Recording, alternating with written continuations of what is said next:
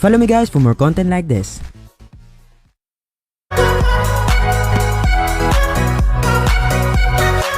Pero ang isang artist yung nagke-create ng waterbag na gawa sa isang salamin. At personally mga master ay masasabi kong napaka-realistic nga nito. Ito naman yung isang YouTuber yung naisipan na i-restore o pagandahin ulit yung isang lumang bread cutter na ginawa noong mga taong 1950s. Sinasabing dahil nga sa nag-accumulate na yung napakaraming kalawang sa iba't ibang parte nito, kaya naging napakahirap ng tanggalin o i-disassemble yung bawat tornilyo na nakakabit dito. At nung nagawa na ngang malinis at matanggal ng lalaki yung mga kalawang sa bread cutter na ito, ay makikita mo nga dito na para itong bago. Speaking of creation mga master, ito yung isang YouTuber yung kumuha ng isang lumang punong kahoy para gawin itong isang napakagandang jazz. Sinasabing gumamit siya dito ng napakaraming epoxy resin para magmukhang furnish yung final result ng jar na ito. At nung matapos niya nang mahulma yung pinakamagiging itsura, ay pinahira niya ito ng napakaraming epoxy at makikita mo nga dito yung napakagandang finished product nito. Napakadami talaga mga bagay yung ginagamitan ng epoxy para mas magmukha ito maganda sa paningin natin mga tao. Sinasabing yung uri ng chemical na ito ay merong napakalakas na adhesive at resistance dahil sa espesyal nitong properties. At bukod nga sa napaka-convenient ito para sa iba't ibang industrial products mga master, ay madami din mga craftsman yung gumagamit ito para ma-express nila yung kanilang creativity. Napag-alaman din na yung epoxy resin ay unang na-discover ng isang chemist noong mga taong 1936. At madami din mga scientists yung nag-conclude na yung chemical na ito ay ginagamit na din ng mga prehistoric civilization para sa kanilang infrastructure kagaya na lang noong mga panahong ancient Greece. Bukod sa mga water-based products mga master, ay ang mga oil-based products kagaya na lang ng mga painting ay yung isa din sa ginagamit ng mga tao noong dati pa. At ayon sa pag-aaral, ay ang mga oil paint ang isa sa mga pinakamahal na chemical product na ginagamit sa iba't ibang bagay kagaya na lang sa industrial purposes. Sinasabi kasing yung isang liter ng chemical na ito ay umaabot ng $285 to $1,000 yung presyo, depende sa quality nito. Ayon naman sa mga researchers, ay yung paboritong paint color ng mga tao noong mga panahon ng Roman times ay yung kulay na tinatawag na Tyrian purple. At ito ay kadalasang nakukuha sa glands o katawan ng mga sea snails kapag binabasag ito. Sinasabing aabuti ng approximately 12,000 pieces ng mga sea snails yung kinakailangan basagin sa pamamagitan ng martilyo para lang makapag-produce ng 2 grams ng Tyrian purple color. At sa panahon natin ngayon ay aabuti ng libu-libong dolyar yung presyo ng kulay na ito kada 1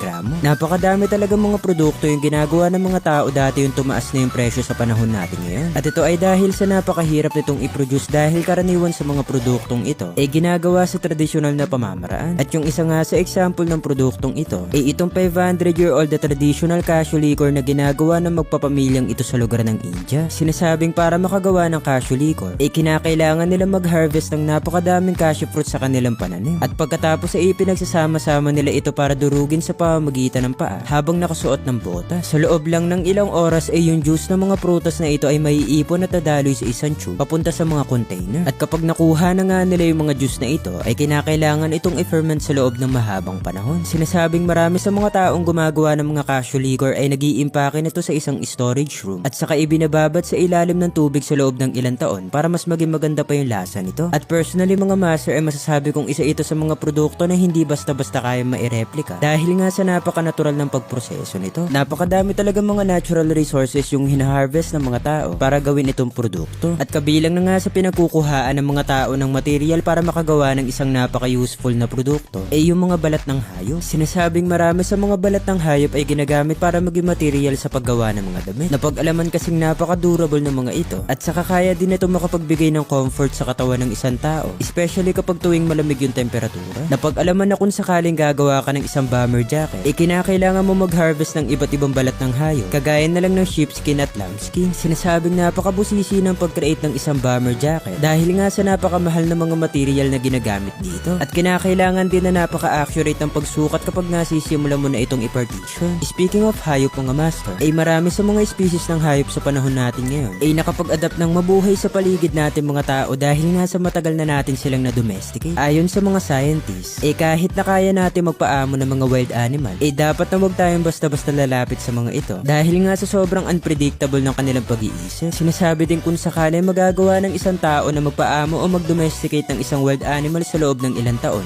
magiging mahirap na sa hayop na ito na makapag-adapt ulit sa wild. Idagdag mo pa dito yung threat ng kanilang mga natural predators dahil nga sa nasanay sila sa comfort ng domestication. Follow me guys for more content like this.